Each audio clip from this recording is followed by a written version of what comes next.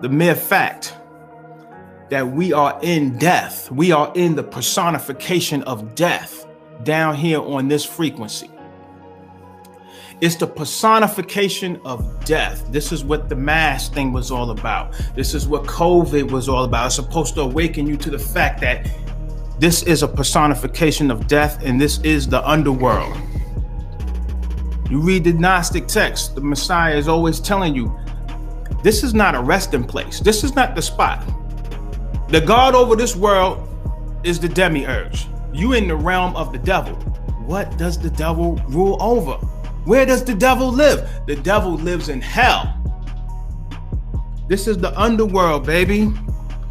You see, you talking about, I don't want to die, nigga, you are already dead. The mere fact that you don't want to die, it shows how dead you are, because you're not aware and you have no inclination, you have no senses to the higher life.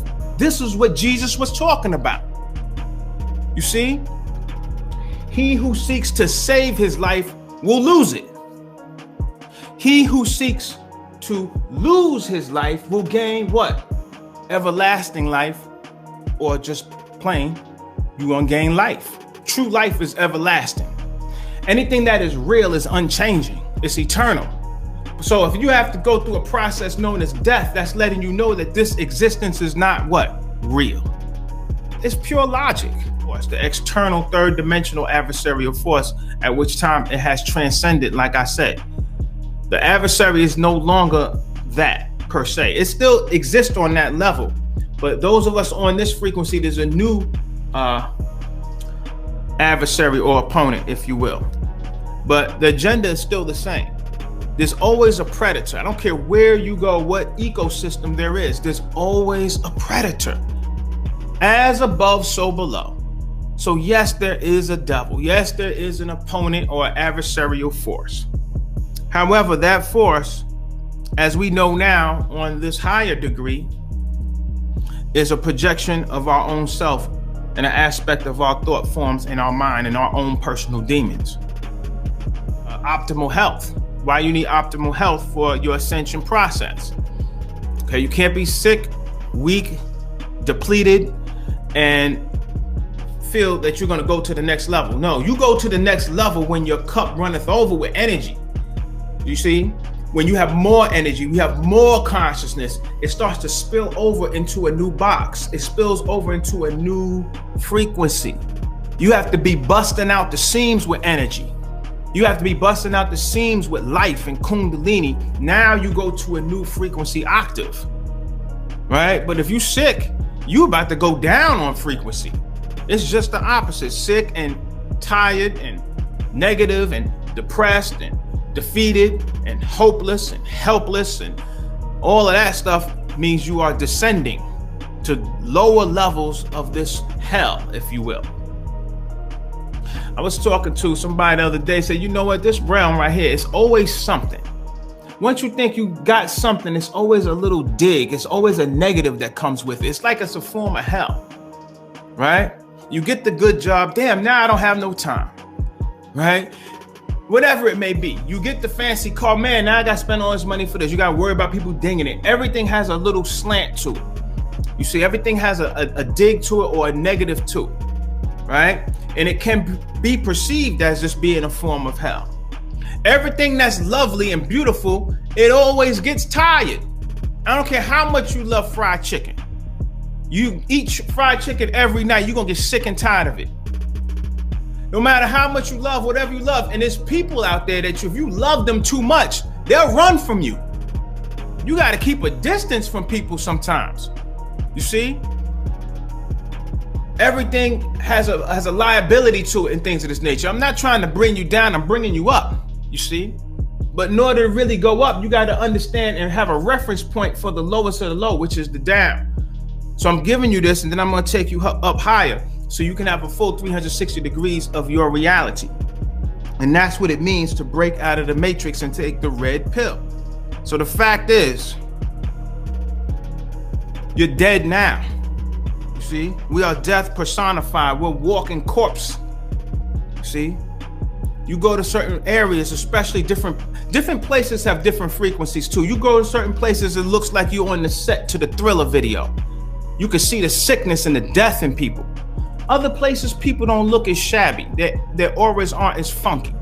You go to certain places, like you feel like taking a shower with bleach after you interact with those people. You see? That's the angelic side of you. In fact, that's the higher vibration side of you that sees the what do you call it? The opposite, right? Or the complementary energy, because you way over here. Now you seeing it for what it is over here. Right? The other side, when everything looks beautiful, I'm not even gonna go there, but I'm gonna say this too. The demonic side of you is the part of you that can enjoy this world to the fullest. You see? Because compared to hell, compared to lower energy or lower frequencies, this is like paradise. This is like paradise. So the fact is, we're in the living dead. The flesh is a corpse, right? This whole realm is a grave. See, I'm dressed all black. You see?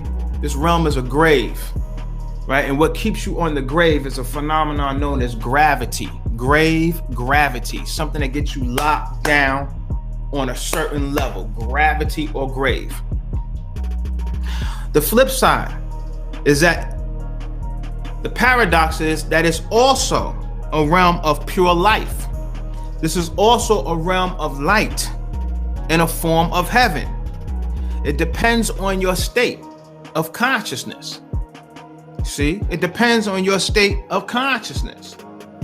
So in one sense, you can become, from your angelic vibration, you feel the filth and the death. But from your demonic perspective, you can feel the fullness of light, right? And life, right? And I'm only talking in terms of polarity.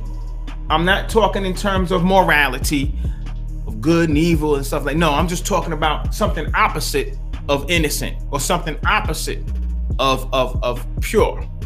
Okay? Something opposite of filth. These are the ways we have to start thinking in terms of polarity. Take all the moralism out. That's all to control you emotionally. See, that's part of the functions of the matrix, to keep you in the grave. You can't ascend and start to see the goodness, right, in the foul. And that's what you need to be in a state of hell. A state of heaven. In order to be in heaven, for everything to be beautiful, you have to be able to see the beauty in everything, right? Because the perception of heaven happens in your mind. It's a frequency. It's a function of your state. You see? But you have to be able to understand these facts. Anyway, nothing lasts forever in one state. Everything is constantly changing. You got unconditional love. You think somebody really loves you like that? Do you? Only real closest thing to love is maybe a mother's love for that child. That's chemicals. I'm just telling you the facts. A lot of that is oxytocin, right? Dopamine and all these chemicals that surge through the body and the brain of the mother.